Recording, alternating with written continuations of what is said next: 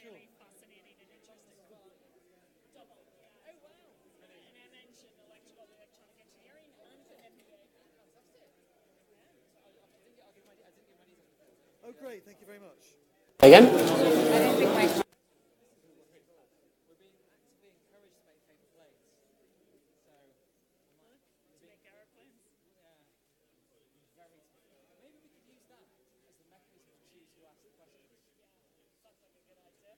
So I did write, like I said, I wrote a few words just to start off. I hope it's all right. Perfect. Is that okay? We'll start with you, and we'll lead it from there. We'll be able to kind of work it into your role. I don't really like using a script, but there were just a few things I just thought to think about where technology is going. So, is that right? Yeah. I was at an event on the future of mobility last night in Motion Ventures. John Right. Land Rover were doing it, and there was a guy from a particular kind of company, but he was like, "What's the future of kind of technology within cities? Well, humans are going to reclaim the cities, Right. so we're going to use mobility in order to have more humanized cities." And he was kind of all more about the social stuff, and then the guy from Jack Land Rover consultants like, "We're not socialist. Some of those people are going to want to fast cars."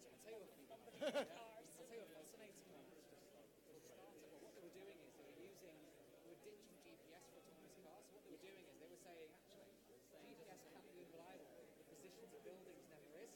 So what they're doing is they're using visual scanning to pick out what the shape of a building is. So you know your distance from that building, and that will triangulate your position within a centimetre. Have you come across what three words? Because they're also picking they're putting tiny little geolocations. So for them, at the demo in New York, like if you can see the Empire State Building, you know your distance from that object. Yeah. That object has a fixed location. Yeah. So for an autonomous vehicle, I was thinking, wow, it's really smart. And there was a bunch of, I met another company who was taking GPS data from the inside of apps and all that kind of stuff to learn context, why people were kind of moving in certain directions. Right. How we were actually doing That falls a little bit into Palantir territory, doesn't it, at that point? Yeah. I think Uber are collecting a lot of this data as well, aren't they? Yeah. Well, anybody that kind of has the location setting, whether it's using the app or not. Yeah. It was a topical one, isn't it? It is what it is, isn't it? Yeah. I came by Uber. The thing is, the fact that it happened isn't an issue. It's how we deal with it afterwards. My apologies to the online audience. We're starting a few minutes late, but we're establishing a good tradition of not starting on time by a few minutes. So thank you for bearing with us. Firstly, you're very welcome to this first London Network event of the 2017-18 year. We've had a really terrific response to this subject, and we'd like to get a conversation going with you about topics we should cover in the future. So I've put a couple of flip charts outside, put a couple of suggestions on there. If you like it, tick it. If it's not on there, the idea you want to see happen in future, scribble it down there, and we'll generally take that into account. This event is a joint venture with the MBA Alumni Programme. My colleague Lisa Sandberg at the back here is a lead on that programme, and a very special welcome to all of the MBA graduates as well as all of the other alumni in the room. And if I've not already said it, very special welcome to everyone joining us on Facebook Live. We hope you can hear us okay and can see us clearly as well. Do feedback if you can't. I'm just going to check my notes here. So the main aims of tonight is to showcase the quality of the alumni network.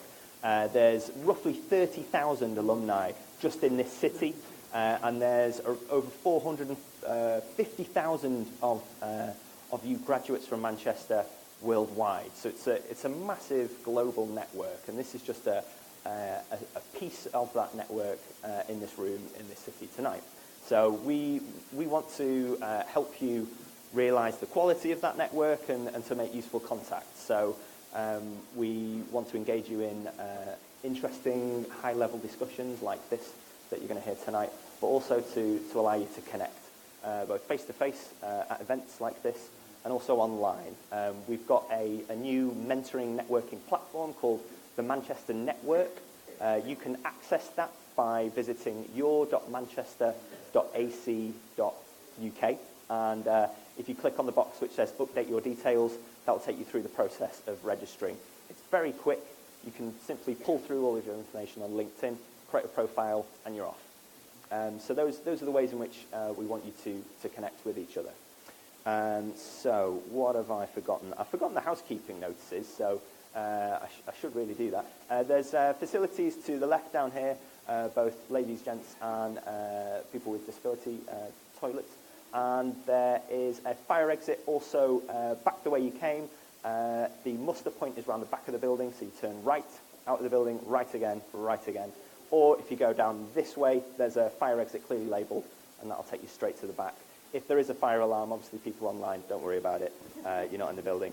So we're going to try something tonight. We'd like your quotes from tonight, your favourite quote, either on Twitter or Instagram. If you tag @Alumni UOM, we'll pick the best one and we'll give you a free ticket to a future event.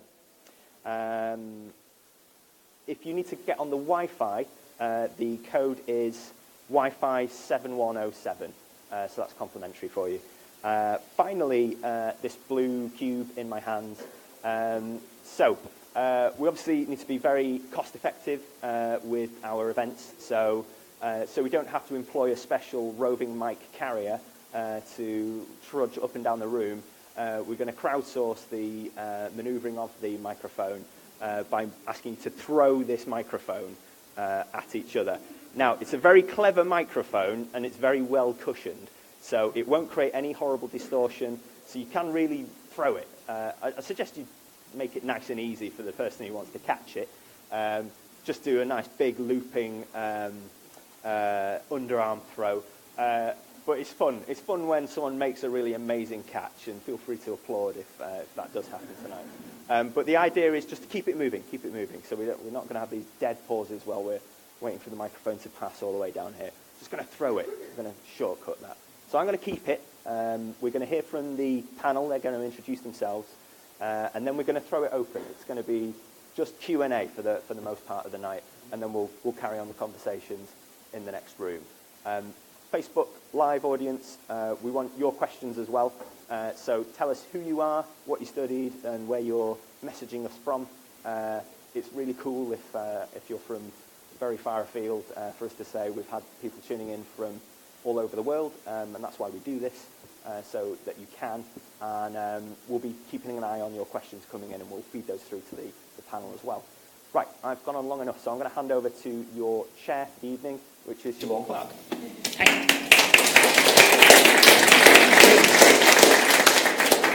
So really loud. I'll stand up to do the introductions and introduce our amazing panel. But for those of you that don't know me, my name is Siobhan Clark. I'm an investment partner at Episode 1 Ventures. We invest at seed level in UK companies in great software, disrupting kind of markets.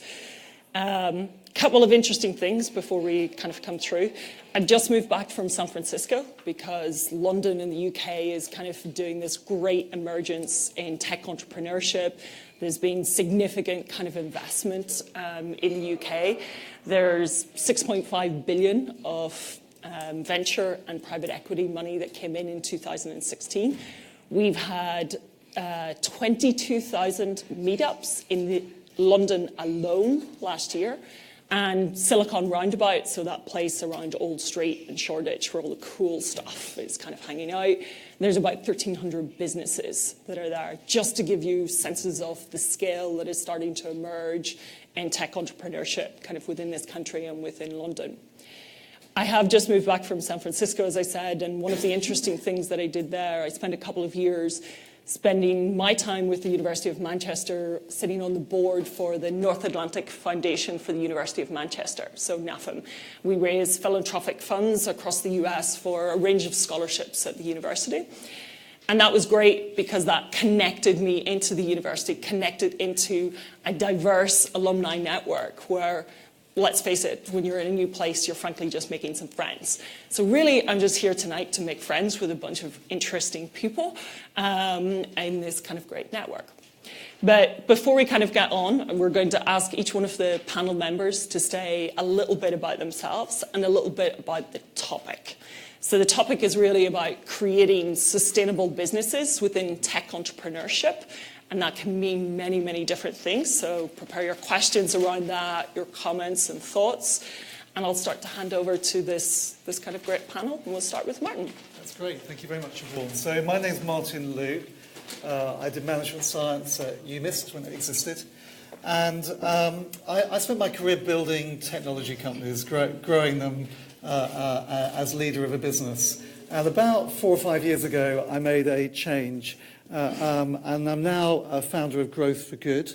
And what I do is I spend my time backing and helping accelerate great businesses that use technology, make profit, and deliver social impact. My main areas of focus are really in employment, in education, and also I'm looking to do more within healthcare too. And what really interests me is where the world's going. And the reason I took this route was that I felt very strongly that actually business really needs to be a force for good, and that business can actually do well by doing good as well. And my experience of building businesses was that actually the way we were all taught was to focus primarily on one key stakeholder, which is the shareholder. And actually, if you take a much more balanced approach and look at the other stakeholders, employees, customers, and society generally, and the environment, you can actually build a much more sustainable business as a result. And the reason why I chose technology, I spent most of my career building businesses in technology, but technology now, we've got the opportunity to join up the dots. So a lot of the issues that are facing society, we can now pull together and we can address them. But we've also got a double-edged sword, because lots of the new technology that's coming through has got the possibility to change society in a way that we might not actually like that much. So if you look at the sort of main things which are changing currently, the ones that most of us talk about, AI is quite often now described as a sort of combustion engine, the new oil, and data is the electricity. The thing to question ourselves, I guess, is who actually owns that data. At the moment, it's businesses that own it, but actually it's our individual data. So how's that going to change in the future? If we look at new technologies which are having an impact on us, and what are the implications of these new technologies? So, for example, energy. We've all been used to oil, but with renewable energy, we may face a future where actually energy, hopefully, is abundant and it's very low cost. We've also got a situation where maybe Wi-Fi that all of us are used to, and we're just given the Wi-Fi code, lots of people on the planet don't have access to Wi-Fi. Maybe 3 billion people or more on the planet don't have access to it today. But very, very soon, if Facebook and Google have their way, everyone on the planet will have access to Wi-Fi. So you have to then think about the implications for education, healthcare, and trading. And there are lots of other things like that. I don't want to take too much time up on it, but whether it's 3D printing or whether it's blockchain or others, there are lots of things happening which have got the potential to benefit society.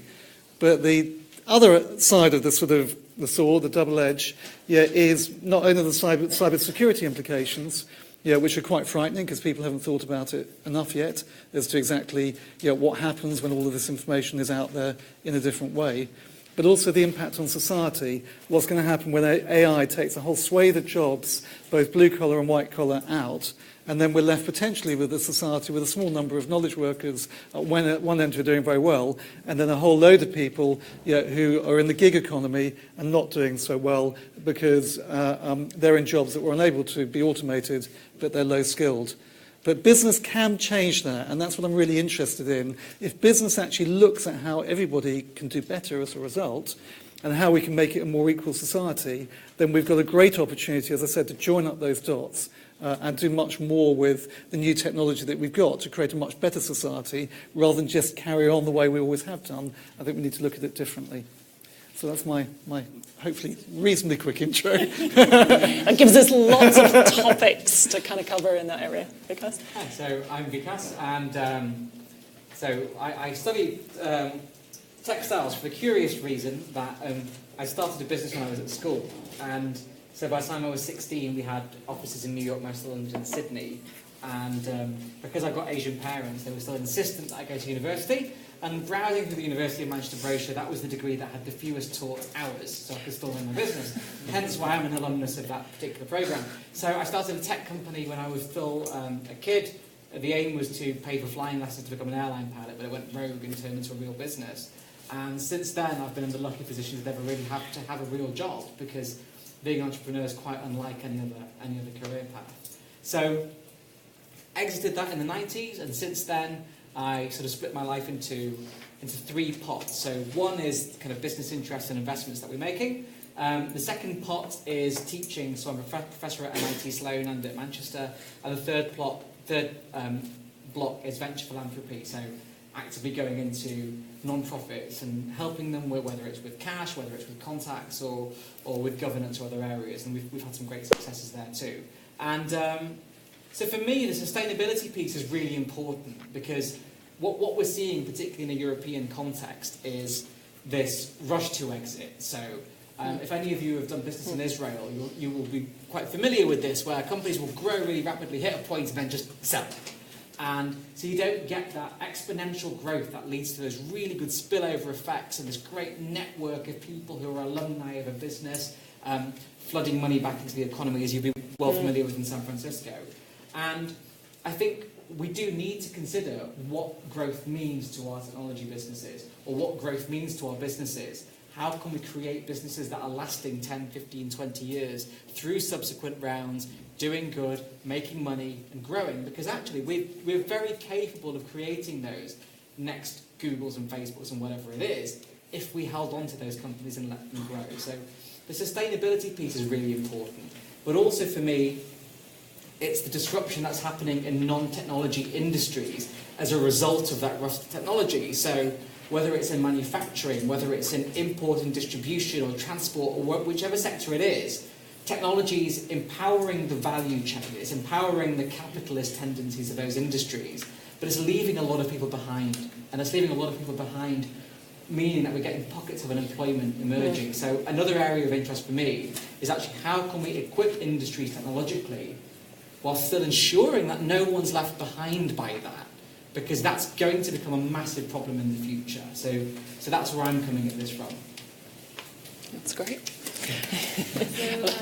My name is Agla, and maybe I'm just going to start off with sharing a little story how I got myself into entrepreneurship in the first place.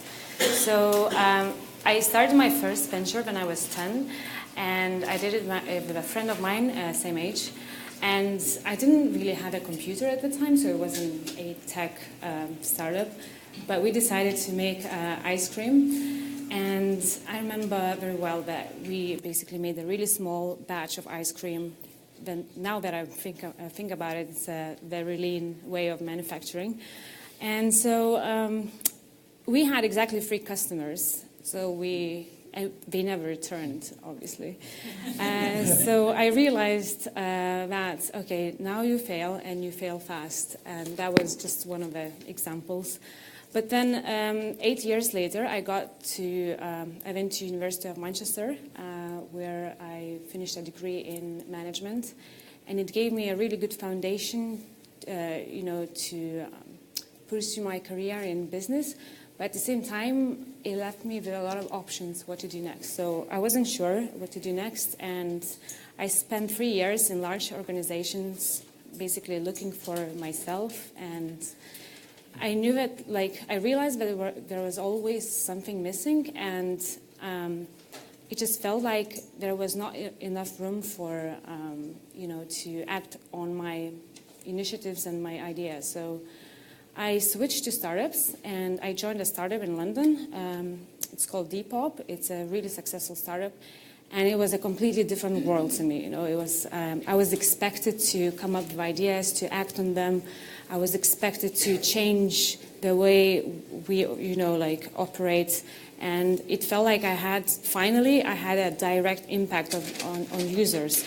So it was really rewarding and satisfying.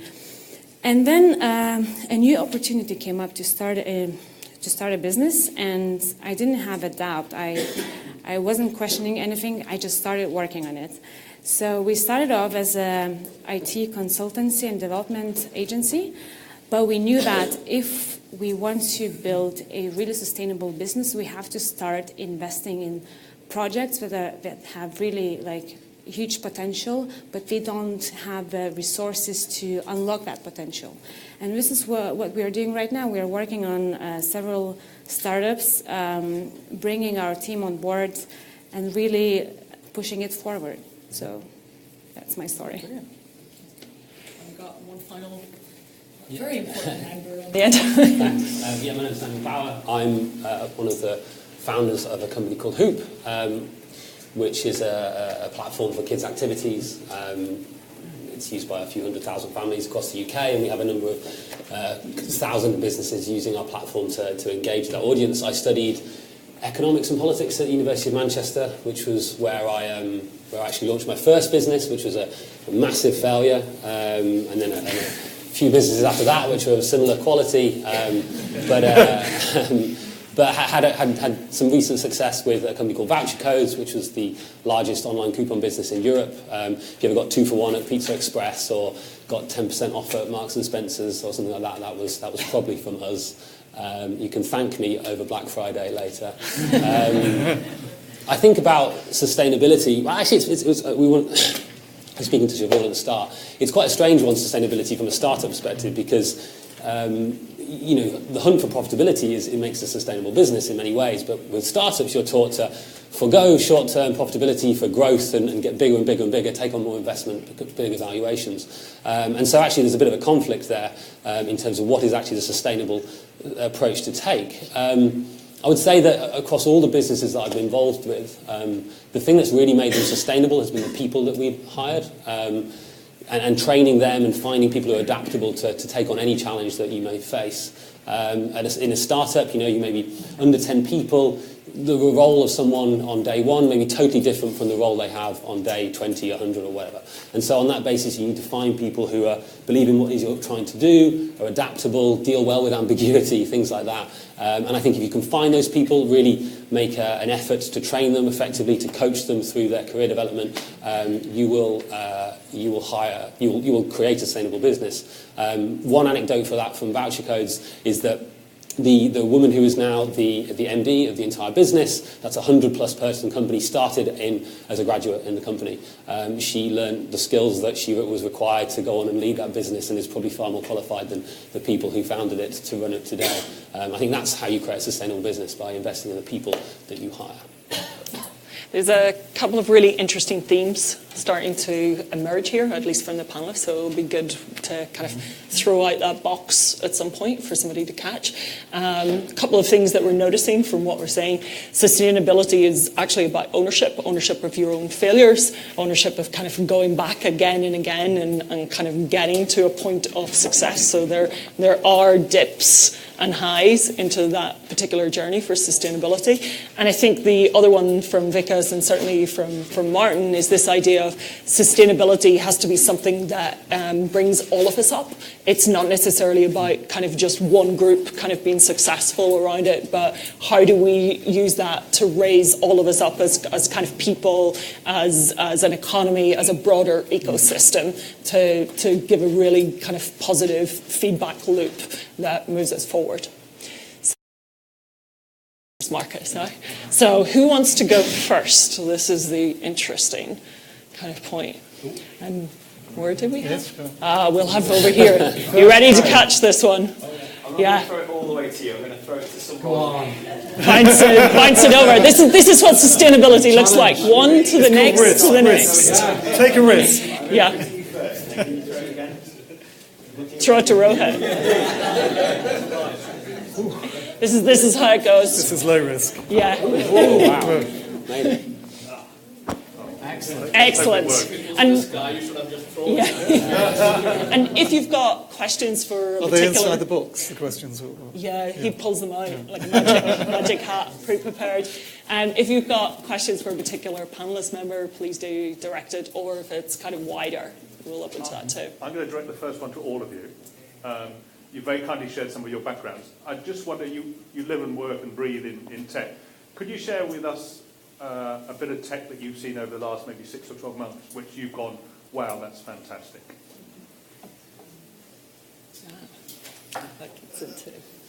I'll give you one. It was probably slightly beyond 6 months ago.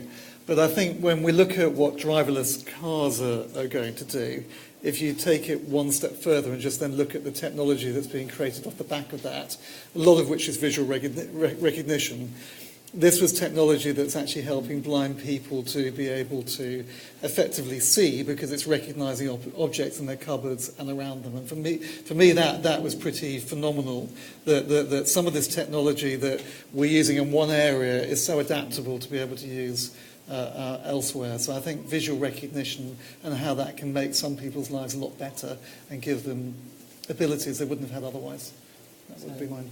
I think for me it was without a doubt quantum computing, for the very simple reason that, like for example, the quickest way to explain it is I look at this and I see a cup. It's not because I know it's a cup, it's because very quickly my brain's doing a series of probability calculations to say the context of this object means that it's most probably a cup, which is why I think it's a cup. Computers can't do that right now. They would need to analyse every possible image it has to determine whether it's a cup. A quantum computer works in the same kind of layers of probability as our brains do. So a lot of what we need to achieve with machine learning, with AI, with all these technologies, requires that fundamental shift in how we compute from simple equations through to this kind of wonderful layer of probability. And quantum computers are now moving into the lab, doing amazing things there.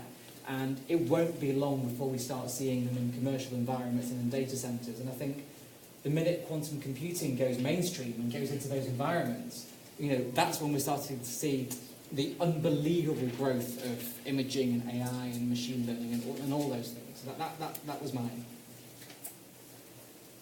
Yeah. I think anything that really disrupts the industry and makes people's life easier, I think maybe a good example is Revolut. I don't know if there are any users.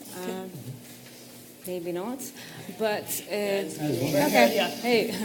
So I think it's kind of like, I don't know, maybe sometimes difficult to change the way people behave, the way they are used to behave. So I think changing the way people manage their money, that was quite a brave move in the industry. So I think Revolut is a good example.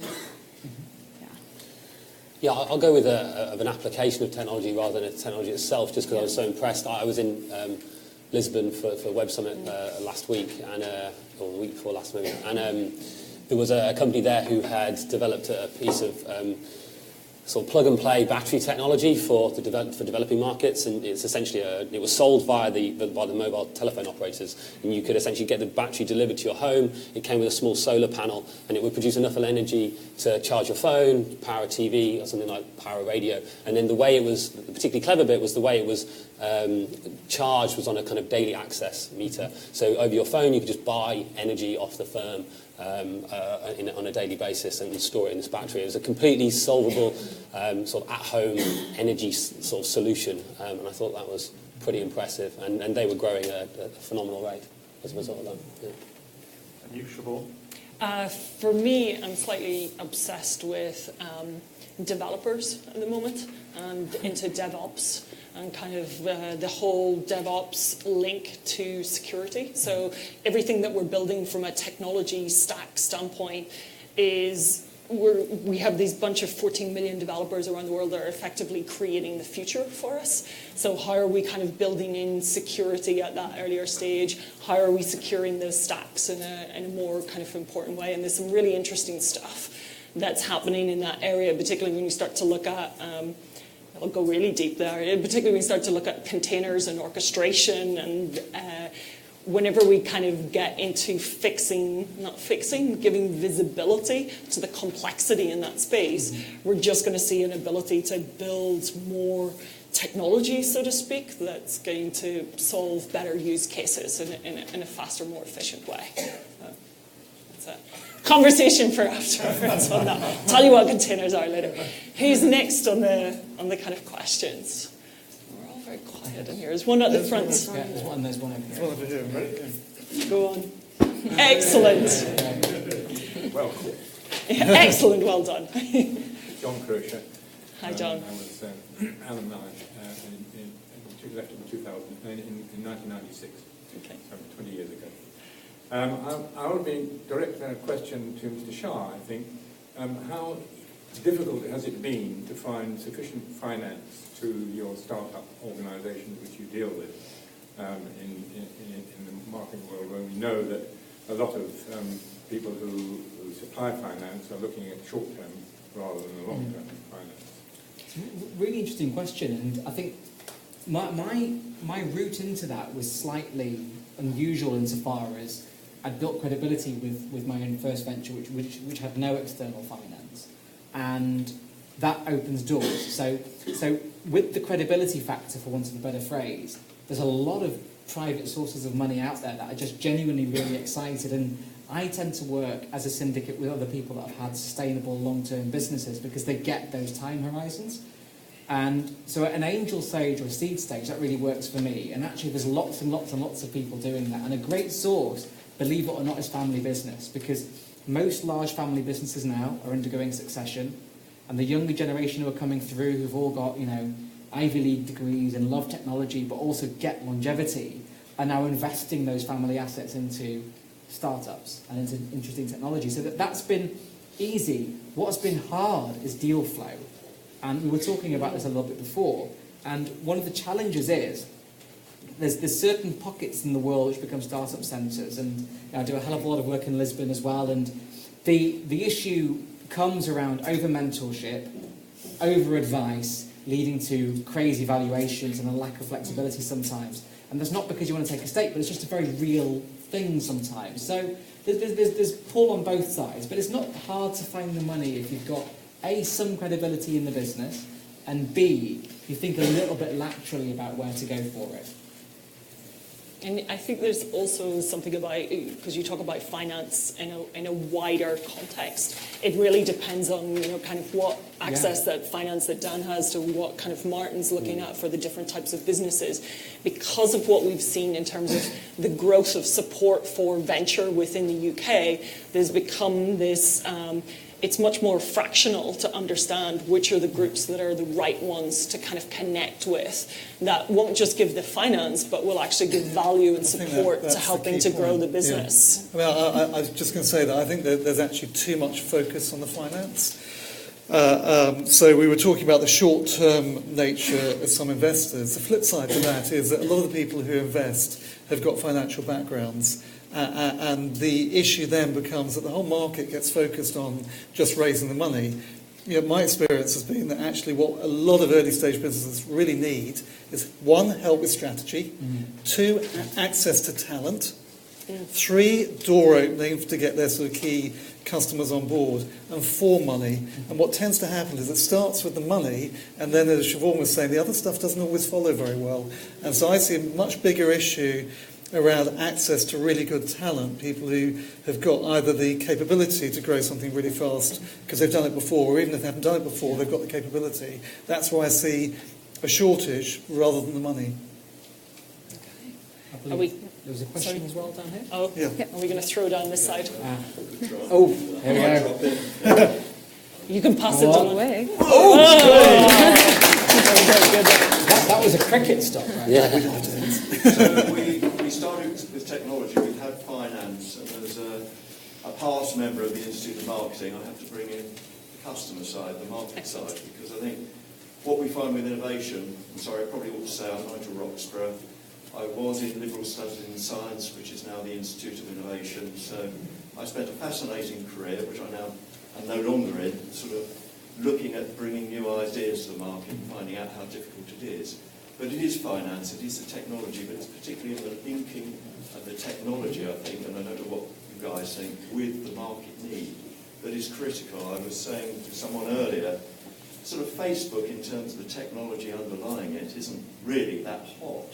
What is brilliant is the way they realised that there was a market there that they could fund and develop and create something absolutely unimaginable to my generation anyway.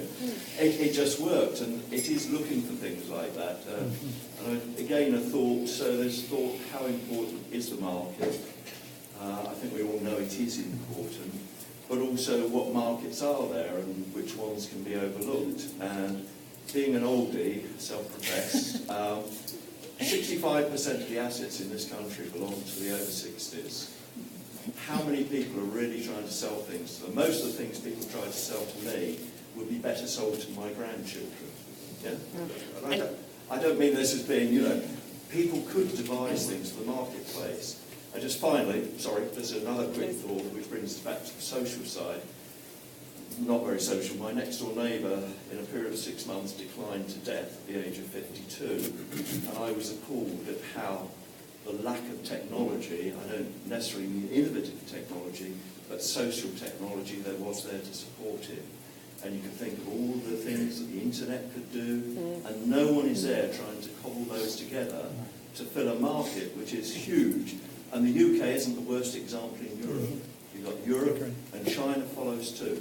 Big market. Sorry, that was it. No, it's okay. No, that's great. Maybe we'll take that in two parts, because I think there's a first one about customers and market, and there's a second one about kind of social tech to specific kind of, I was going to use the word use cases, but to specific human needs that we need to evolve. And maybe I'll kind of go to kind of Dan and I'll go maybe on the customers and the market and kind of give you a perspective. Yeah, I mean, I've only ever run businesses that have focused on a consumer need. Like I've never been involved in, I think, we talked about AI slightly and quantum computing and things like that. I wouldn't want to put myself into that territory of technology. Like I'm very much, focused on solving a customer problem. So on that basis, I like to think that I've always focused my career around a real consumer need. Rather than just playing with something that's exciting because it's new and technically focused. I think your point about I feel like there was a point you were making around how technology can sometimes overlook people as a result of it being new and exciting. There was actually a book I read, I think when I was at university, so it's fairly old now, called The Shock of the Old, which essentially tried to outline the fact that actually the most interesting innovations in technologies aren't the ones that are happening now, it's the ones that have happened 20 years ago, because actually those are the ones that are getting to that installation phase, that phase in the development of a piece of technology where it's really starting to be adopted by the mass market. And I think, tech has a great way of just talking about the new and exciting thing that affects less than the 1% of people. It affects a tiny slither of society. And so I can totally understand the frustrations that people have when they say, well, all I hear about is talking cars. Autonomous vehicles. Maybe they'll talk as well. But the reality is that's 20 years away or what have you. And I think that's a completely fair and understandable criticism of technology generally. I personally have always tried to focus on where there is a consumer need, and that has been through research or speaking to customers and speaking to people who have a problem that I look to solve. So I can only really speak of it from my viewpoint, but I definitely echo some of the comments that you're making. I would say as well, when I to your point about where all the assets are held, when I told someone about my idea for Hoop, they said, well, you should be thinking about people who are over 65 and their activities, because they're the ones with all the money. But unfortunately, that wasn't the people I was after. Yeah. Well, maybe we'll see. Yeah. I'm just going to touch a bit about market fit. So I think that every time anybody wants to create something innovative, that's something new, so you don't really know if users are going to use it. So I think it's really important to evaluate that uncertainty that comes along. So I think it's really important to not only ask people if they're going to use it, because I think if you do like a survey, people are going to say, yes, I'm going to use it, but I don't think it's a really valid data. So I think you should really go and build something like a small MVP and then do what I call validated learning, because I think it's really important just to do experiments with consumers and see if they actually want to use it. So I think that's a really great point. There's a kind of perceived wisdom is that you should try and find your first 1,000 customers as quickly as possible, and I think that's exactly kind of sort of what you're talking to. Like, you need to find people who want to use your thing quickly, because so many ideas are born out of a personal frustration, which is where a lot of great businesses come from. But the reality is that you might find quickly that you're the only person with that problem. I would agree with that. I spent a lot of my early career doing market research on new product ideas, and very often you go back and say it's a great idea, but they're not going to pay the sort of money you need to make that fly. So the price point is wrong. And that was also true in contracts. We can only sell to this customer unless you can meet this price point, which is another challenge. Yeah, definitely. And maybe we can touch on the second part, maybe Martin or Vikas, because I think there's the technology just solving, or technology using the tech to solve certain cases of kind of human and social development, and maybe you can say something. Yeah, I mean, what I'm focusing on now is where the real needs are within society. And so when I mentioned that I wanted to look at sort of healthcare next, it is actually for that older market and trying to find some solutions for it. But to come back to link it with the earlier point, is that most of what I've done has been business to business, providing software to organisations. And the big challenge always is that there has to not only be a big problem which needs to be addressed, but it has to be a really compelling need. And I've had this conversation with lots of people over many years about the fact that people might, as Egla was saying, people might quite like something, but is it sufficiently compelling for them to put their hands in their pockets now and say, yes, I will buy it because it's something that I actually need right now? And I think quite often what you see, particularly with a lot of the new apps and stuff that have come out, is someone has had a good idea, but it's not necessarily actually addressing a really big problem or a compelling need. And in software, I used to say to the guys, look, actually, you don't wake up in the morning and say, in your business, say, I must buy some software. Generally it's, is it going to save time? Or have what I've got already, is it broken and just not fit for purpose? But the thing that I'm taking on, save time, save money, generate revenue, improve customer service. That it's as simple as that. And that actually most decisions that get made, I think certainly in business, and I've really sort of narrowed it right down to say that if you look at it just psychologically, a lot of decisions are either made through fear or through greed. Is it that I'm going to lose my job if I don't make this change, or will I get promoted or do better, or my organisation do better? And it's really as simple as that ultimately. It needs to sort of tick those boxes. Thank you. Sorry. There's a really interesting thing, which is, if you look at technology and philanthropy as well, and how they're coming together, at the moment, it's never been easier for people to prototype. So, for example, going into various universities, especially in departments that are looking at medical technology, a lot of the postgrad students are able to prototype medical devices and circuit boards and software and all these things really cheaply. And so what you're seeing now, which you didn't really see even 3 or 4 years ago, is graduate students who are actually solving really big challenges in quality of life in medical care. So, for example, at MIT Media Lab, there's students working on creating brain-computer interfaces for patients who are locked in, which is a very small market to address from a financial point of view, but a very high amount of human suffering.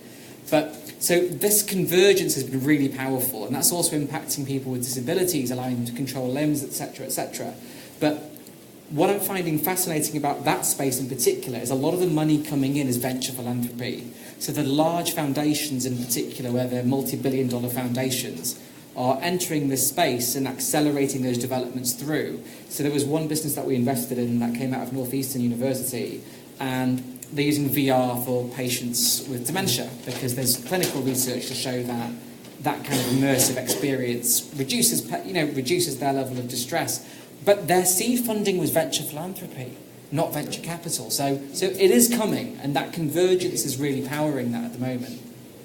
I think just to add very quickly, there's also co-creation. So technology is allowing us now to co-create with our customers in a way that we never could do before. So I think it gives much greater ability if you're building strong communities of potential users that can provide that constant feedback loop. And that just wasn't around previously. Yeah, that certainly is useful.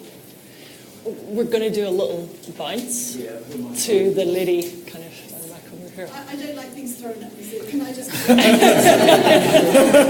was a great catch. Well done. It's a completely ridiculous idea. But, my name is Lopa Patel. I'm a UNIS graduate, and I work in the tech sector. And what I'd like to ask all the panellists is about productivity. Productivity on a national scale has been decreasing, but I want to ask about productivity on a personal level. I'm finding that the more tech I absorb and adapt and adopt, the less productive I'm becoming. So any tips from any of our panelists about how to be productive as an individual? Thank you. And maybe I can add on to shape that in the context of kind of growing and scaling kind of businesses as well, because I think your priorities change over time. So it's a balance between your day-to-day productivity and then productivity as your role or the company grows and changes. What does that mean? Yeah. So much of technology is about the attention of the person that is consuming it, and so I would say that in many ways, even the productivity apps, it feels like their business model is completely antithetical to your desire for productivity, because actually they want you sucked into their ecosystem for as long as possible, because the longer your eyeballs are on their app or service, the more money they think they're likely to be able to generate from you. So I think there's definitely certainly a tip I have is get rid of Twitter, get rid of Facebook, get rid of all of it if you can. It'll make you a lot saner, or at least at least potentially try and just allocate certain times of the day to engage with that stuff. One of the interesting changes from this business to my previous one has been the growth of inter-office chat, which I don't know if anyone here is using kind of peer-to-peer messaging services inside their company, but that's really, for me, is the jury is still out on whether or not they have changed productivity for the better in my business. There's certainly some advantages to there being public channels where people can talk openly about certain issues and they can gain information. There's also, in my opinion, huge downsides to be gained from being able to constantly direct message with people in a way that you couldn't do over email as quickly. So I think I'm not totally convinced by the argument that the tech has inside a business has led to greater productivity over the last however many years. I think in many ways it's distracting people away from the things that they should be. Conversely, I think there's been some really good advancements in kind of dashboarding and KPI sort of driven businesses, whereby you can give your members of your staff access to the data that will make them be better at their job on a daily basis, hourly updates even. I think that stuff is really powerful. But I think with all these things, it's about moderation and where you choose to use the tools and how you educate going back to that point I made originally, how you educate your staff and train them to use these new things, not just assume that they are some silver bullet. Yeah. Can I just to build on, I think that's really, and I think the removing Twitter and Facebook from your phone is for me it was life-changingly brilliant. It was very hard to do. But there's one wider issue around this, which is mental health. And one of the things you see is that startup land, people assume it fits into either Gary Vaynerchuk, who tells everyone to constantly hustle and never sleep, or hippies. And the truth is, neither of those is particularly healthy. And so mental health issues in startup land are intensely high, suicide rates are intensely high, levels of anxiety and depression are incredibly high. And a lot of that comes down to the expectations you have on yourself versus the amount of inputs you have coming into you versus, this whole other area of noise where people feel they have to go to every single event, otherwise they're missing out on something. So actually building emotional resilience within your staff and within yourself as a business leader is really critical, because if you can't manage your own emotional resilience and if you haven't got a handle on your mental health and managing that, then actually your productivity will naturally suffer. Because for every task you're doing, you're anxious about the next one, you're anxious about where you should be. So I think encouraging good strategies around mental health has to be the forefront before then introducing in a select suite of tools or techniques that allow people to truly be productive for as you said, for what really matters. Maybe I'm just going to add something. So I partially agree with you. And, when you work in startups, you're always expected to be online and accessible, especially because a lot of people work remotely. They work from home, they travel, and they work. So you at the end of the day, you keep hearing all the beeps, coming out from your phone. So I think it's really important to be able to disconnect. If you really want to focus on something, and sometimes you have some tasks that you really have to dive in and analyze, and I just prefer working without any distractions for 45 minutes, because I think that 45 minutes is like the time that you can actually stay focused, really stay focused, and after that you need a break. So I think I really to all the messages. So I started tracking my time because, sometimes I would go back home after work and I would be like, okay, so I spent 9 hours at work, but I don't really know what I did exactly. I started tracking my work, and I use Toggle, so I think it's a great tool just to see what you've done during the day. So then you start analyzing your, time expenditure, and then you say, okay, this is something that I could have done in 2 hours, but I spent 4 hours. Why did this happen, And then you keep asking why, and then you say, okay, what's the solution? Maybe I just need to disconnect myself from... I think there's a real problem where productivity gets measured in terms of hours spent in the office or hours spent working rather than actually what you get done during that time.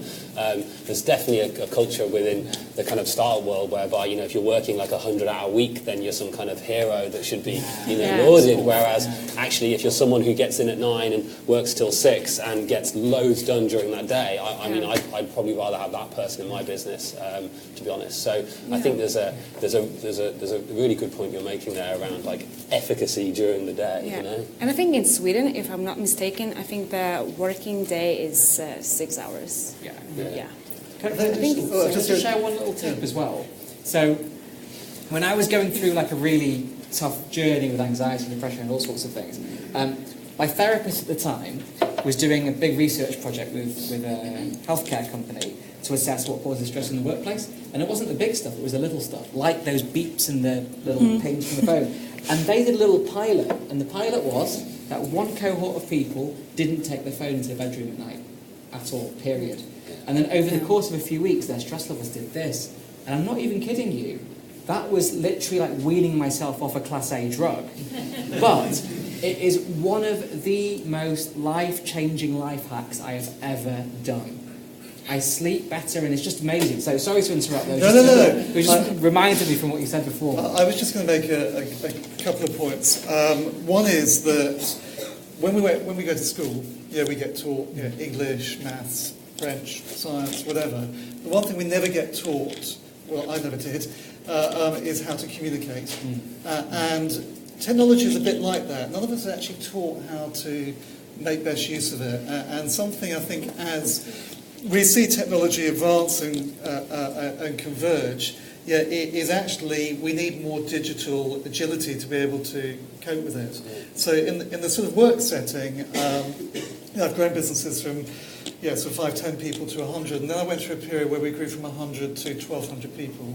And what I had to do was literally redesign my job every 6 months and think, okay, how am I going to... It's a bit like Egla was saying, how am I going to spend my time? What's the stuff that I was doing before that I really cannot do right now? I need to find some other way of enabling it to happen and not get so involved. And the beauty for me about technology is actually it allows you to do that, because with mobile technology you don't actually always have to be physically there. You can still get stuff done, so you can cut out a lot of the sort of moving around, the transport side of it. The diary management, and whether you use email or whether you use Slack or something which is more of a sort of office type collaboration tool, that's absolutely crucial, is to make sure that you're in control of it rather than it being in control of you. And one thing I've never ever let happen from when I was doing, building Iris up right through to today, no one ever controls my diary. It doesn't matter how busy I was. Otherwise, stuff just get your diary filled with things that you don't need to have in it. It should be down to you to focus. Where can I spend my time most effectively? And that's kept me apparently sane. And it almost comes into this point, and I keep coming back to it, of sustainability of self. And almost to the point kind of Dan was making and touching a little bit on what Vikas was saying, it's not necessarily about the productivity-based tools, it's actually about the outcome that you want to achieve. So as kind of Martin was saying, the different timeframes that you go through and the different stages, and the different stages that we even see from our startups, from seed of 4 people to kind of they're out there with 50 people and they've raised their Series C. It's actually what is the outcome that we want to achieve within the next kind of time frame, and focusing on that whilst the other stuff just helps to enable it as it goes along and creates kind of a better sustainability. So we're ready we've got 2, so 3, excellent, we're on a roll. So, we'll start with the lady over there first. So we like to throw that ball around a little bit. Hi, my name is Gugu Kazi. I'm in talent and development. I've just published a book called Passion to Careers. My question to you is, did you start your businesses following your passion? And what role do you think passion plays in sustaining and growing your businesses? Do you want me to go first? Go on ahead. Yeah, well, so a bit of a mixed bag for me actually, because my current business, absolutely, it was born out of a passion and something that I really believe in. Voucher codes, not that I wasn't really passionate about the business, I was. It was great fun working there, but it was really about the people as much as anything else. I wasn't passionate about giving people vouchers necessarily. Why not? I would say, however, I feel much. I can give myself a lot more to the current business as a result of my passion from it. So I think it's really important. I think any business that you try to start is hard. It's going to be hard. It's going to keep you awake at night. It's going to be stressful for all the productivity reasons we've just mentioned, and others after that. And so I think if it's something you really believe in and something you think is maybe going to make the world a marginally bit better if you can be successful, then I think that's hugely important. Like I don't think I'd have the same energy I do today if it wasn't for the fact that I believe in what I'm trying to do. The other thing I'd say is that when you run we were saying this a second ago, businesses are often about telling people stories.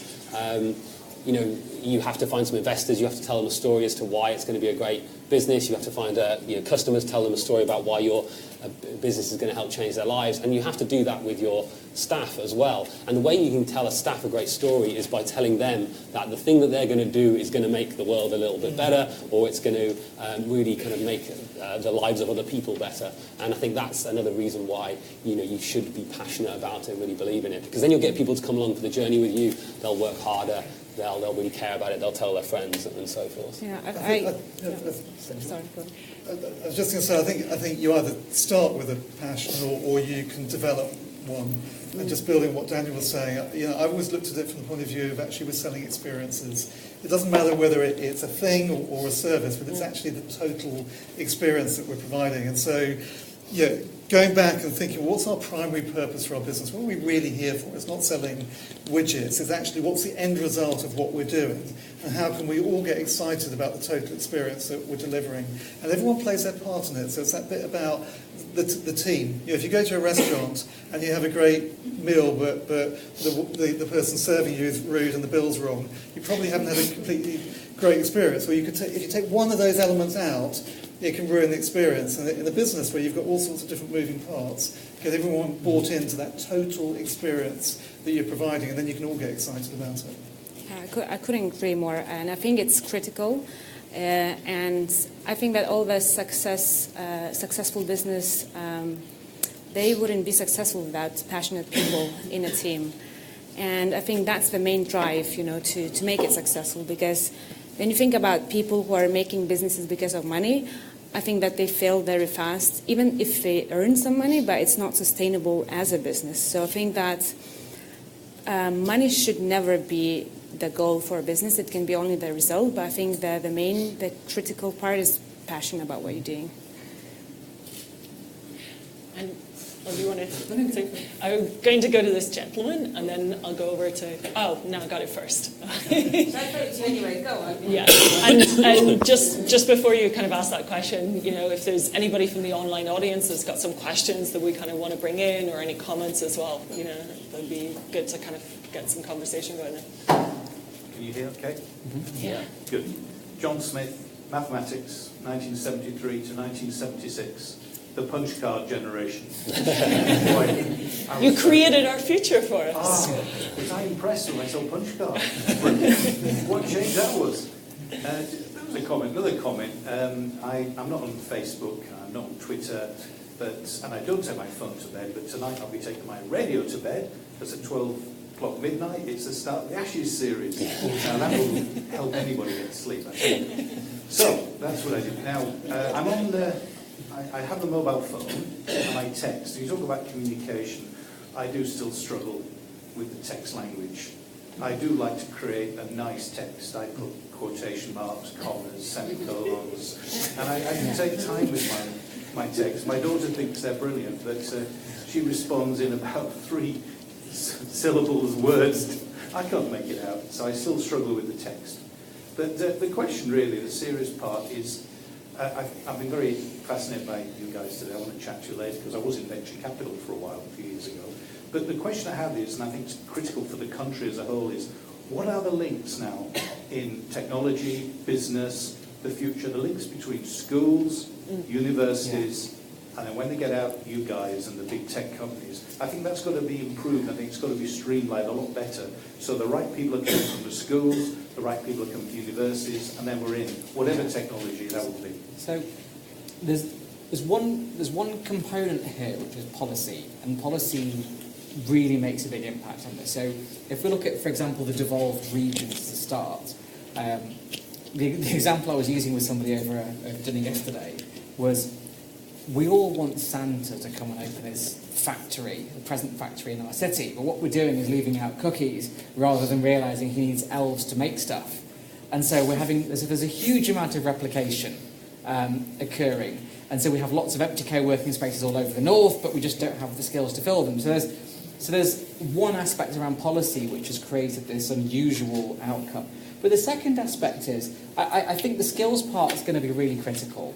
And the nice middle class schools do a reasonably good job at this. But actually, the schools in, let's say, inner city communities or in deprived areas, when you go in there, you might have a coding club, and that's fine, but they don't teach them what the context of that code is. There might be an entrepreneurship program, which is a small self-selecting group of young people in that school. So there's a poverty of aspiration which is impacting young people, and that's one of the most challenging things we have to overcome, which is that for a lot of young people with a huge amount of potential, they don't believe they can do it, or they don't believe they can enter the new economy or get skilled up to do that. So fixing that's critical. Why is that? Why? I think that's multi-generational poverty is a key issue, intergenerational there's so many issues around poverty and inequality, which creates an environment where parents aren't inspiring this. Because we work with, so you might have seen Educating Manchester recently, so we work with that school and other schools around the region, and it's something which is just so symptomatic of a lot of those young people. So giving them something to feel inspired about and aspirational towards really opens up their horizons and curiosity and gets them into that. But we really have to fix the education system if we're going to compete. So, I don't think you can rely just on government alone. I think business can play a really important part. And every business I'm involved in, I chat to them about how can we become a talent magnet. So what are we actually going to do to get out there and attract the best talent in, to develop the skills of the people that come in, to retain them, and then when they leave, to create a great alumni with it. And I think that I went along to an event recently where they were talking about the apprenticeship levy, and there were businesses in the room, and not enough of them were actually picking up on that and what they could do to develop the skills. You cannot rely on government alone because things are moving so fast. And if business actually takes some responsibility and goes into more of these schools, and actually act as, if they haven't got the role models within their own families, act as role models to actually try and inspire them as to what they can do. I just don't believe in relying on government. We've got enough great businesses out there that could always do more, and it's in their interest to do it because they'll develop and they'll attract talent in. And maybe you just, is it a question related to the topic? Related to and that. maybe just fire over that, and I am coming to... Oops. And then we'll go back over that way. Preparing for the Ashes. Someone had to drop it. Hi, it's Bernie Siegel. I've just taken a role on the Institute of Apprenticeships, been appointed by the government to convene trade groups with businesses to help figure out what should we do for apprenticeships. It's collaboration between the government that would like to make it happen, businesses, schools, students, various other things. If you could wave a magic wand and influence the Institute of Apprenticeships, which meets tomorrow, to start to look at policy, what would you want that group to do, given that I'm attending that meeting?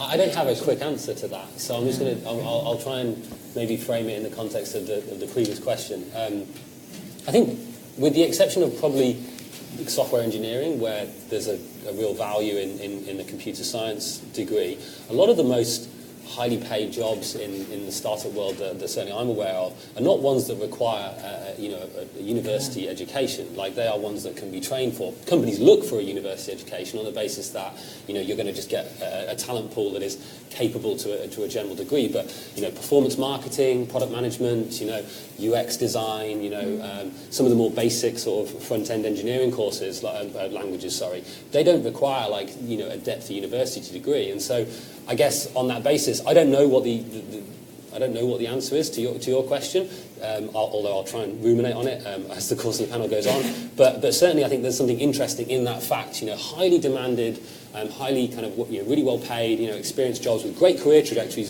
do not require you to come out with a university degree in order to do them well. It's just that most of the people that do them have got them because there's a perception gap there in terms of, or there's a perception that a university graduate is going to maybe be a better employee overall. But I think it would be fantastic if those people were coming out of apprenticeship programs, from maybe after 18 or whatever, rather than going into a degree. I think they would just as likely to succeed.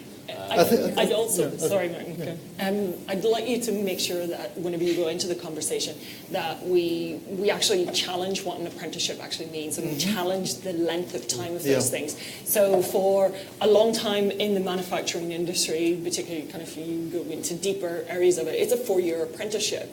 And it's just always been that way. So I'd like us to be able to have that conversation. Well, why is it 4 years? What particular skills? How fast can we kind of accelerate some of those skills? Is there a different balance of skills that means, hey, we actually need to do some software programming up front, or we introduce some technology that makes us look at that in a different way? So it's almost like, let's challenge this idea that apprenticeship has to be a certain length of time. Let's look at that as kind of, it's wider, the individuals, the talented individuals coming in, and how do we expand beyond just their existing skills base going into it? Sorry, Ryan. No, I was just going to add that I think stories help a lot. So stories inspire people. So whether it's stories for the young people who might be thinking of apprenticeships, and stories for the organisations that might either take on or develop apprenticeships, it is picking out those really great stories that inspire people.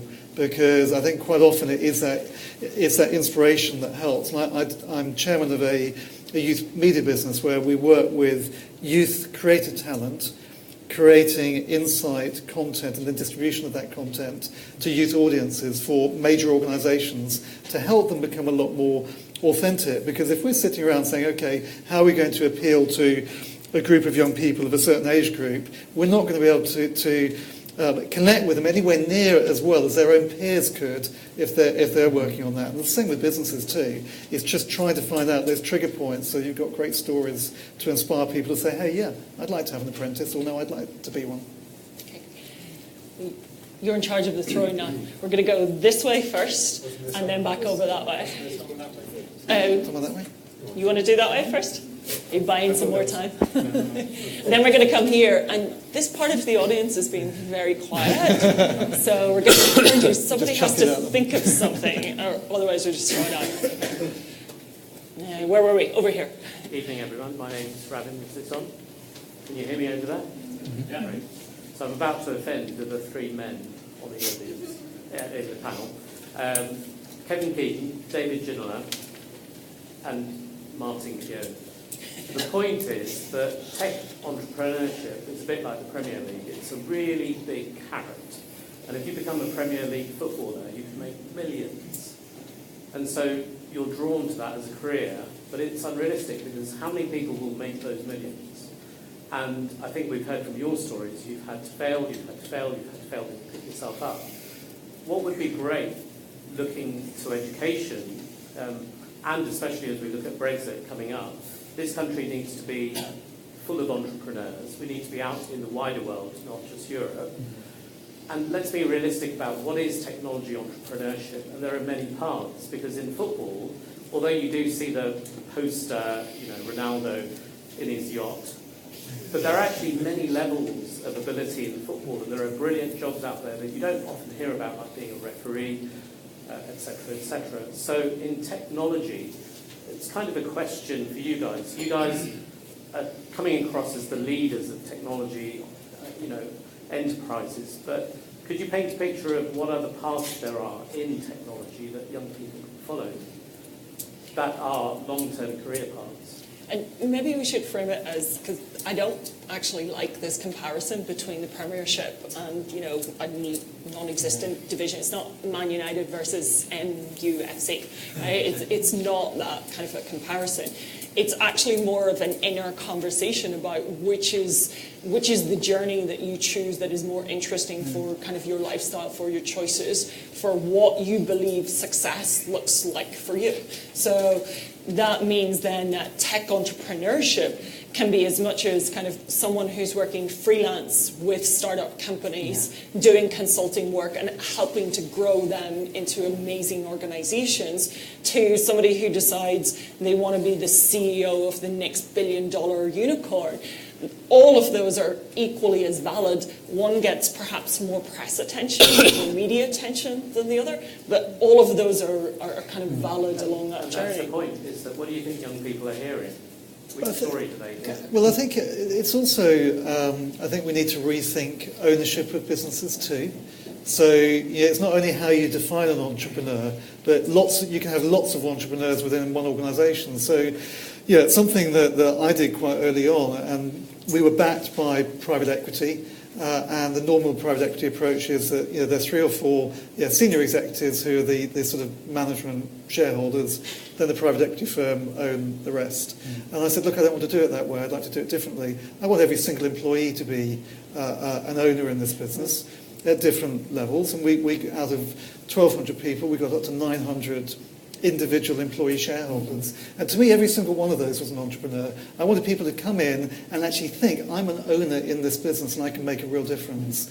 And every business I've been involved in since, I've really encouraged wide share ownership across the whole piece, because that gets people excited. And when we did actually have an exit at one point, which was a buyout, people were really excited and interested in the value they were creating. So it's not the total answer to your question, but I think it's one, how do you define an entrepreneur and how can you make it much more broad? There's I really think we need to take entrepreneurship off a pedestal, because it's a set of life skills that allows you to innovate and think creatively. It doesn't matter what you're doing, you can be entrepreneurial. And I think we have to take it off this pedestal we've put it on, because that kind of makes it, puts a little bit too much glitter on it for a start. How do we do that? And the second aspect of it is, when you talk about technology entrepreneurship, right, if we take it back to kind of the history of technology, if you will, imagine writing was once this prevail where only certain people in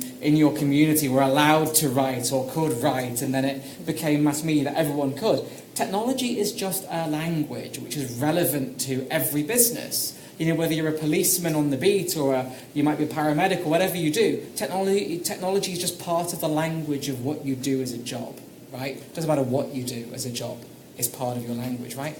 So those two things are really important, because a lot of the time schools think, oh God, we've got to find some really cool hipster tech entrepreneur that's made millions and bring them in. When the kids might not care. But what they might care about is this guy who comes in as a paramedic who's like, well, actually, I was sat in this seat, I went to the school, and now I'm a paramedic, and here's what I do, and here's how cool my job is. Oh, wow, great, inspiring.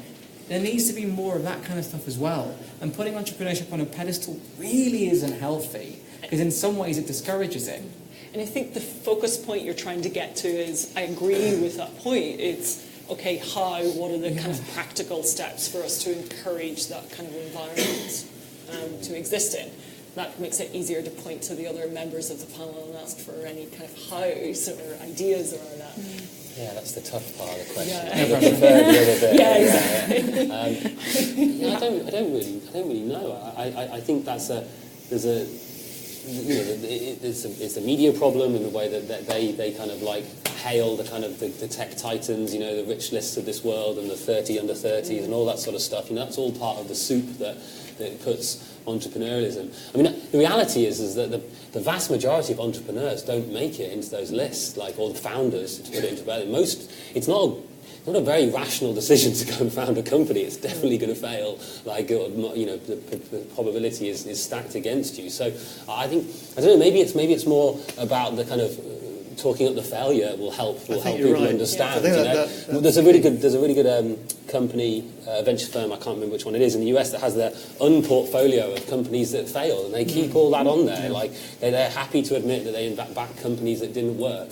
And I think that's an important part of it, you know, because if all we ever see is, you know, it's Evan Spiegel, who's now the youngest billionaire, or the Collison brothers from Stripe or whatever, then it creates an atmosphere whereby that's what we should be aiming for. But the reality is most of those companies don't work. But it's also how you can develop the skill set. I mean, I do a lot of talks for the Prince's Trust, so generally workshops of 20 young people at a time who are thinking of setting up a business. And I was asked to come in to do what they called an inspired leadership talk, which I sort of recoiled against that. And I thought, well, I'm not going to do that. What I'm going to do is I'm going to come in and chat to them about the 10 biggest mistakes I've made. But I'm not going to tell them what those mistakes were. I'm actually going to help them evolve that discussion. And we have a really interactive discussion, and I've gone away knowing, genuinely knowing that they've learned something from it, not through my story, because my story is totally irrelevant, but the mistakes I've made, what I've learned from it, and helping them hopefully not make the same mistakes, it's part of the skill set that we can develop. So we should talk less about the successes, and as Daniel's saying, talk a lot more about the mistakes we've made, what we've learned from it, and how we can actually help other young people to develop their skills. Yeah, I actually think that failures are being celebrated these days, you know. If I had to hire somebody and I would get like completely, equal candidates, and I would knew that one has failed in the past, I think I would pick the other guy, because I feel like this is like the best way you can learn, when you fail yourself, not when you necessarily hear it, someone else's story. So I think it's a bit of a double-edged sword as well, because I definitely advocate people having a go at creating their own business and doing something. So it's like I'm not really sure where I'm meant to stand on the issue. I think you're totally right. It's not healthy for us to only see these kind of massive successes and think about it that way. But I think it is positive that people look at those people and go, I could do that. I could try and fix something or build something, and that is a positive experience to go through. So it is a balance. Fear is generally what stops people. So it's that little voice in your head that says, no, I can't do it. And I spent some time with a guy who was an occupational psychologist doing some leadership development for our team some years back. And he said, no, he said, there are two types of fear, Martin. Yeah, fear type 1 is the one which is a little voice in your head.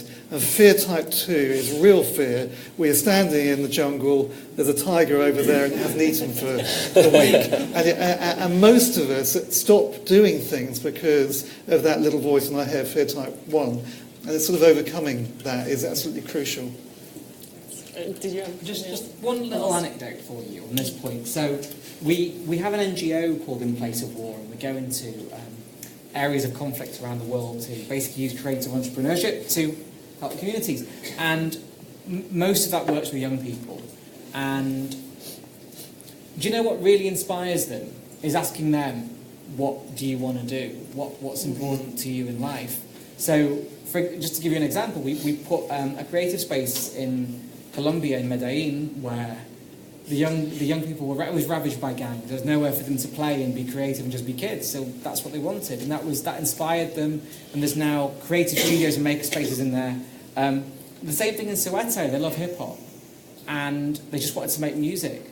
And having taking a studio out there, teaching them how to use it, and just letting them make music was enough to get them inspired and curious about the rest of their lives. So we talk about young people as if they're this other species. What do they want? I don't know what my cats want, but I can't really talk to them. I mean, I can try, but I can't. Young people are human beings that we can ask that question to. What inspires you? What do you want? What are you interested in? And we need to do more of that, because that's how we're going to solve the problem. Are you ready to kind of do the double throw again over here to Stephen? Yeah. Or you could do bounce in the middle. This is your call, guys. Whoa! And remember, this side of the room, it's still coming for you. Yeah, you just love it. Awesome. So my name's Stephen, so I'm a guest, so I was not in Manchester. Apologies if that's You're friends of our family now. Yes. I'd like to ask a question about intellectual property and the importance in your tech businesses, but more specifically, some of the work that's been done in South Korea and Singapore about setting up a system of valuation, but also a government-backed if the original tech business failed, is having problems, they can borrow money against the valuation, which is under approved methodology. How important could that be, or would that be, to the tech sector in the UK and systems like this? Maybe I'll just start and then kind of bring down to it, because I tend to think of it not necessarily as intellectual property, but is there something defensible within the company, its processes? We're in software, so within the software, the way the stack's kind of put together, within the customer base, within potentially the experience. So something that's defensible, that's kind of brought together, not necessarily kind of just the IP itself. And maybe I'll kind of just leave that as a statement and let the panel Thanks, follow Siobhan. It's not something that I know a huge amount about at all, but I'm shifting much more to a more open source type approach. So, when I was at university, everything was about control and containing it within. The world we live in now is much more collaborative. So I'm really interested in how more and more businesses can actually create value through a more open approach. The specifics of what you asked is not something I know a lot about.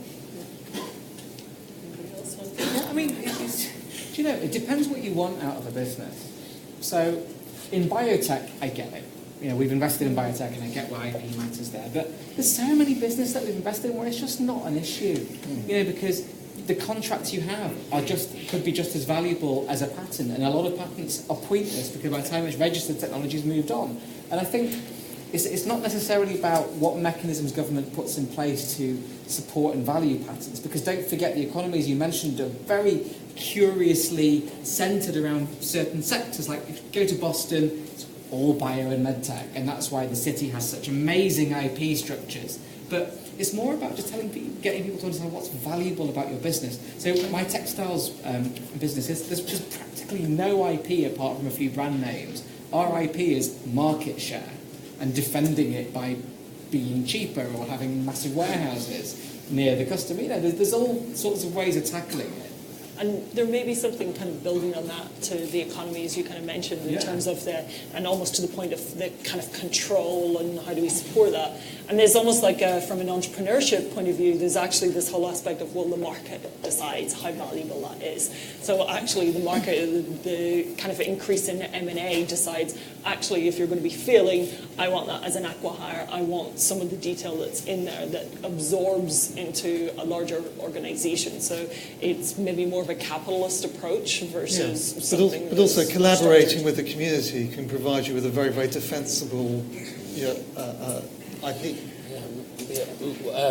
When my last business was acquired by an American company, and one of the first things that they did was they sent over their technical team, and they started looking at all the things we made and asking the engineers, what of this stuff can we patent and where can we put IP around that? And actually all the engineers just glazed over. They were like, why would you do that? You can't patent this. This is an idea. It doesn't. And I think having worked in the consumer space my entire career, we typically don't invent new things in that way, and we don't look at, well, certainly my team have never looked at it in a patentable sort of lens. So I couldn't really speak to the point you were making, but I think I broadly believe that it's better for that stuff to be out in the open than it is to be withheld within the domain of a company, unless what you've developed is, to Vicas's point, central to the operation of the business, like in biotech or in medical science or something like that. But also in Silicon Valley, I've often heard the phrase that actually some of the brightest people that are out there are not in your business, so even more reason to collaborate with like-minded people and finding ways to do it. It's rare now to have all of that skill internally. There's a funny thing about this as well, and so if you often see, and it's a quintessentially European problem, is we'll meet a young entrepreneur who wants to talk about an idea, and the first thing they send you is a massive NDA. If I get that, I'll basically say, look, if you want to talk about it. If you don't. I'm not signing this, because it doesn't do anything. And the openness piece is being able to be open about what you do with the confidence to say, well, I'm going to build the right team to execute. Because you've got to remember, if you're thinking about it, however smart you are, there's someone somewhere else in the world also thinking about it, and someone else, and it's whoever's first or whoever does it best, that will win. So the openness part and having those conversations is really key. So we've got about 5 minutes left. So this is kind of maybe time for maybe one more question, and I'll prep the panel to maybe summarise kind of some of their points. I'm afraid some people got in here first, so it's like a debate between anybody. Any takers from over this side? Oh, I am going to give some priority over to this side. Sorry, you'll have to kind of. We like a balanced share of the room. Thanks. So my name is Mia. I started my Magister of Real Estate and Islamic Science. I guess my question is more practical.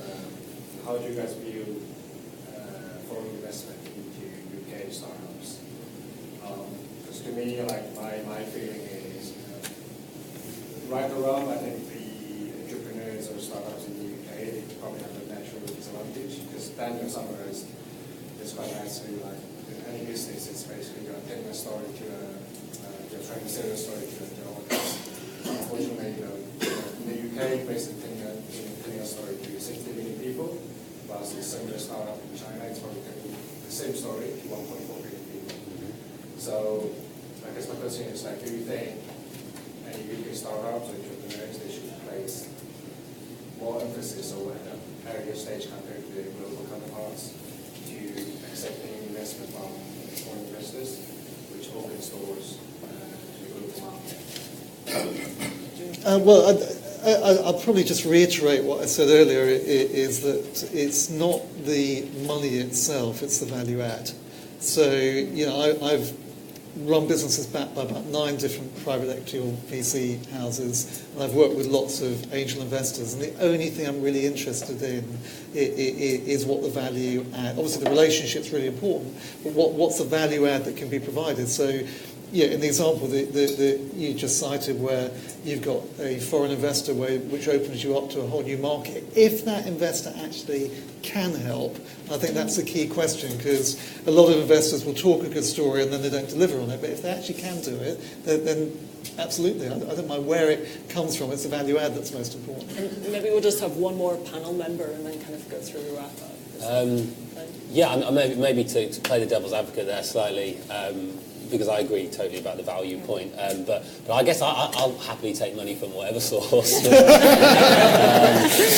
So on that basis, yeah. So on that basis, then absolutely would be willing to talk to foreign investors, but particularly if it gave access to a market. I think one of the things that I certainly found in the last round of financing that I did for my business was that the British venture capital community seemed less keen on the idea of a business that had international ambitions. They were mostly concerned with, can we make this big enough in the UK as its own, which is totally fair. Like, this is the market that we live in, and why not create a big business just for UK audience? But I was keen to create an international business, and so on that basis was excited by firms that wanted to share that ambition as well. And so seeking money from overseas is a key part of that.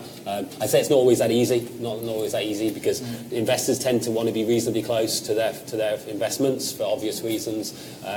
Language barriers, cultural barriers. There's an inordinate list of problems that are created. But I think I'm totally keen. So yeah. Can I one really quick point? So in Manchester, we've got this exact problem of foreign investors from London coming into our. And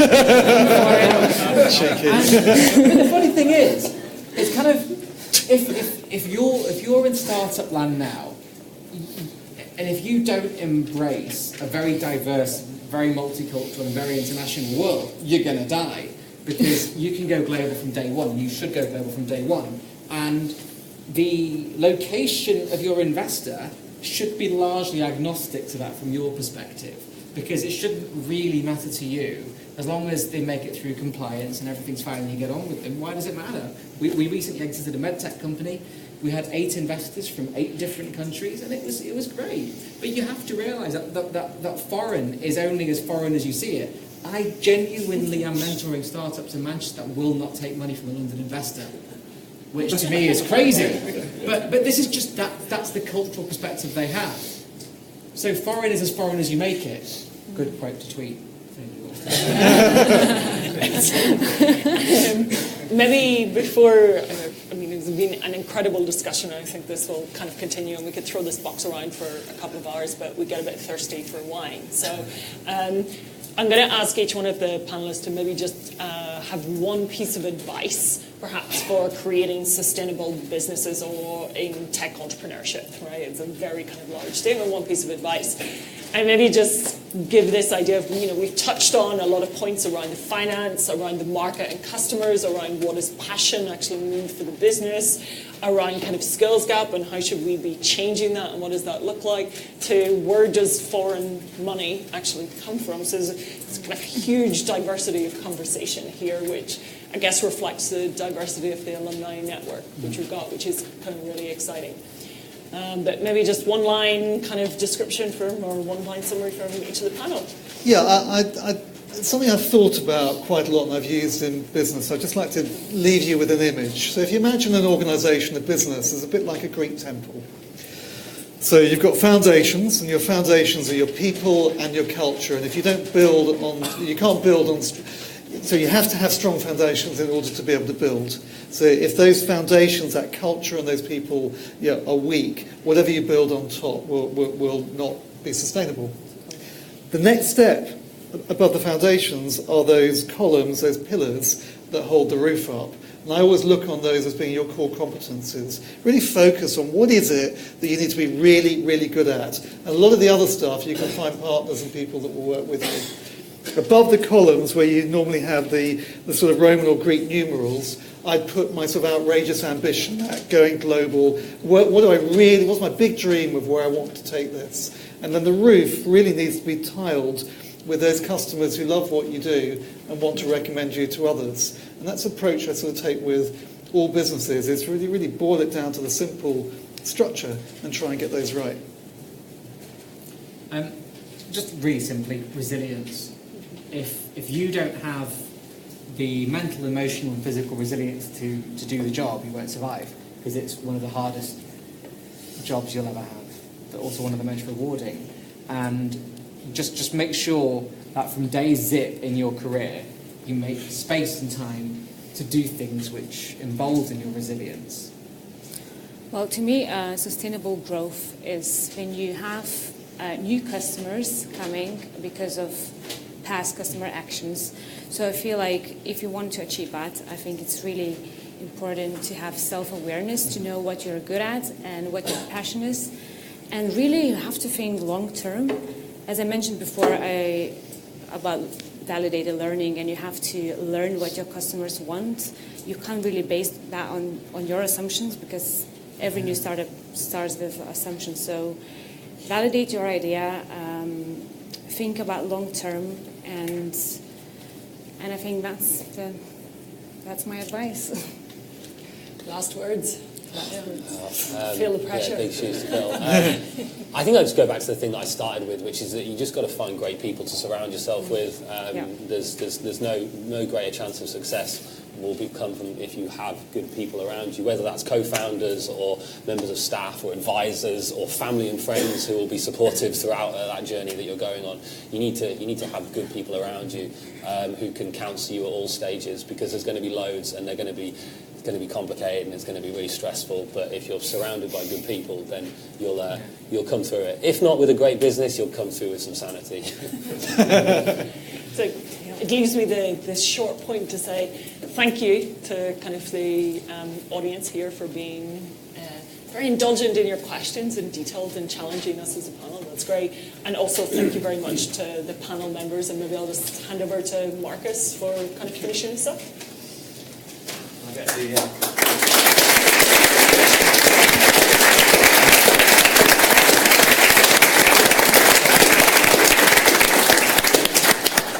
Well, that's it for the discussion. So thank you very much to our chair, Siobhan, to Martin, Vikas, Egle and Dan.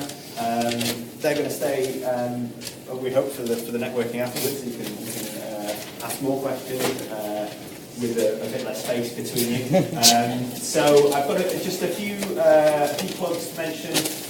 So everyone in the room has a paper form with feedback. So there's two kind of bits to that. We want to ask you what you thought of this discussion. So there's bits of feedback asking you about that. And then we also want to know how you value the networking outside. Those are the two components of the evening. Obviously, you've not done the networking yet. So just obviously for that to make sense, you can either hold on to that form until the end and just leave it with one of the team, or we're going to email you at about 10 o'clock this evening with an online version of that form. We're going to email a sort of pared down version of that to the online audience as well, do prerequisite. So please have a look at that, and if you really just want to tell us what to cover next, just use those flip charts outside and just scribble it down or put a tick on something that you already like. There's some goodie bags and some literature. This is a Get a Mentor, so this is the Manchester network. This will tell you how to create a profile. Really keen that you use that and realise the value of it. And there's a little concertina book as well. They're in the goodie bags along with some other material. So please have a look at that. Keep coming back to our events. We've got more coming up in London in the very near future. We've got more of these events in the new year. The next one will be on Women in Leadership in early March. We've got another one in late April on communications in a post-group age. We've got one in the early summer. We're actually going to go regional. We're going to go to Birmingham. It's going to be very adventurous. So that may be too far afield for you, but we're going to do the same format in a regional part of the UK. Right, the food and drinks are now served, so I won't hold you back any further. Thank you very much.